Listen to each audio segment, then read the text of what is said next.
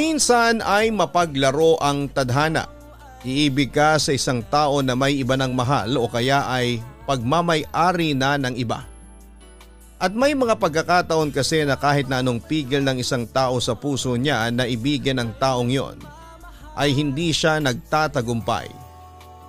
Mahirap talagang kalaban ang puso. Pero paano kung napaglaruan ka at ang kaibigan mo ng sobra ng tadhana? Paano kung umibig kayo sa iisang lalaki at ang masakla pa ay wala kayong kaalam-alam? Sino ang iibigin ko? Ikaw ba na pangarap ko? O siya bang kumakatok sa puso ko? Anong paiiralin ko? Isip ba o ang puso ko? Nalilito, lito, lito.